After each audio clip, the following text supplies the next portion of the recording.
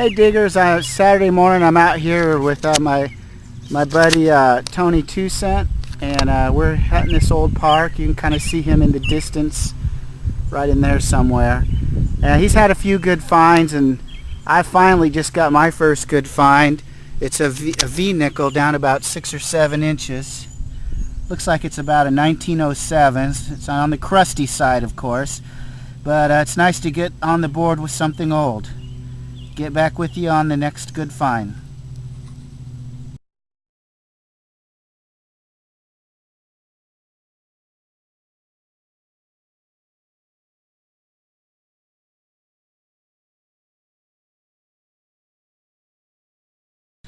Alright diggers, I'm doing this curb strip right here, and I just had a kind of a double signal, and I got a little coin spill here. Got a wheat penny and an Indian head in the same hole.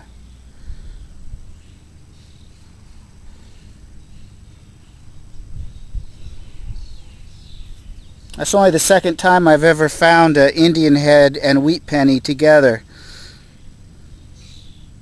It's so bright out here I can't tell if it's in focus, so I apologize if it's blurry. Alright, hopefully I'll get some silver. I don't have any yet today. I sure don't want to have that drive home of shame. On to the next.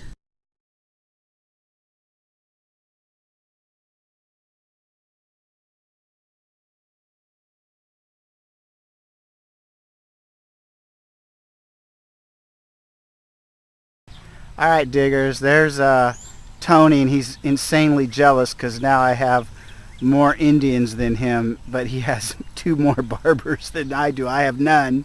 Anyway, I just had a signal down here about 8 inches, and it didn't even sound like a coin at all. No coin sound whatsoever. And the only reason I dug it is because it was 8 inches deep and it was making some kind of noise, but it sounded just like trash. So anyway, that's Indian number 2. This park is over 100 years old and just not getting any coin signals at all. It must have been just been hammered to death. Alright, hopefully I'll get something else. Back with you.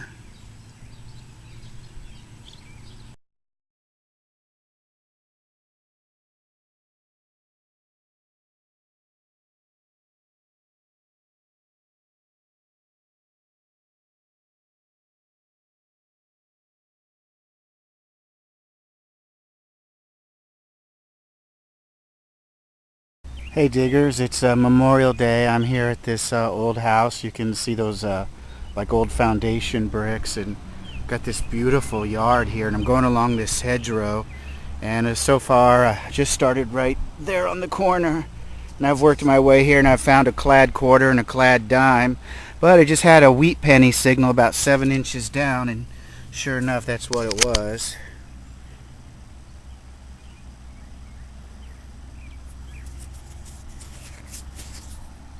Looks like it's in pretty nice shape. So maybe some silver coming up. Get back with you.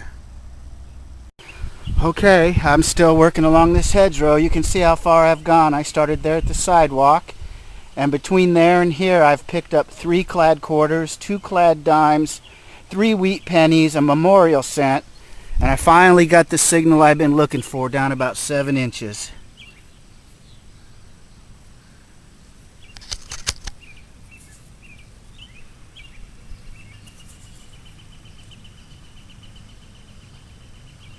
Silver Rosie. Alright, feels good to be on the board with some silver. On to the next.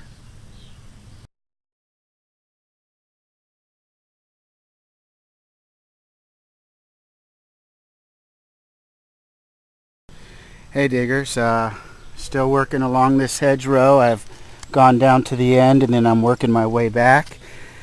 Just had a real iffy signal. I mean, so iffy. I don't know what this is. It kind of nulls out. I don't know if there's an iron in it or a bolt or what, but look down there. Looks like a merc. Nope. Yeah, it is a merc.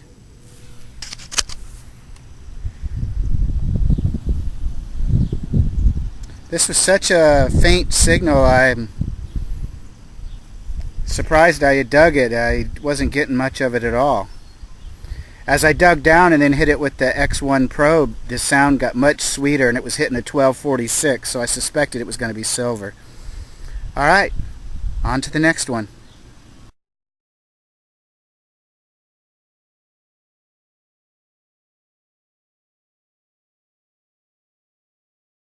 Okay, I've got a real nice signal here. I'll let you hear it. 1245. I'm thinking this might be a silver. I just found that Merc a couple minutes. Oh, well, I got tricked. It's a modern penny. Just goes to show you, I get tricked. Modern penny. Alright, well, back to the next one. Alright, diggers, I got my finds all cleaned up. I spent about 2 hours hunting that little yard between the hedges and the chain link fence. And I found 39 coins total and a dog tag. And here's the trash that I found. This is 3 of our modern zinc pennies, and you can see they do not hold up well in the ground. And this, I don't know what that is, maybe part of a spark plug or something. Piece of foil which rang up like a nickel down deep. And this is some kind of copper or brass bushing. A couple pull tabs which sort of sounded like Indian heads down deep, and just some scraps. And this is plastic on the outside, but it must have a iron rod in the middle because it was causing my e-trac to null out. And you may recall this was in the same hole as the mercury dime. And at first it was a very odd signal because, like most metal detectors, there's a background noise that you can hear in your headphones, and on the e-trac, whenever you pass over iron, it becomes very quiet. It nulls out. And there was also a high-pitched squeak in the hole, which made me think it was just falsing from iron, but I went ahead and dug it, and then of course once I got this out with the piece of iron in the middle, the mercury dime was more obvious to see. So got a bunch of modern pennies, mostly 60s and 70s. Got some modern quarters, 80s and 90s. One nickel from 95, a 1979 dog tag. You can see where it wore out and came off of the dog's collar. It's interesting because look how beat up this thing is. From swinging back and forth, you can see where the aluminum wore down, where it was banging into the dog's collar. I mean, the 1979 is almost obliterated from wear. Then got a bunch of modern dimes. In the wheat pennies, the oldest was 1911. Then we got a 1920, 34, 37, 38, 40. I think that's a 42 or 45. I can't read it. Maybe 46, 49, 53, and 56.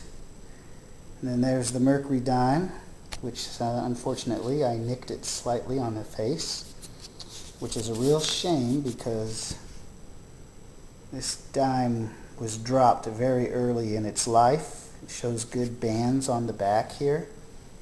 It's in pretty good shape. But, of course, I scratched it, so now it's worth melt. And then here's a silver Roosevelt, 1948. Nothing special about that. Just another one for the melt pile.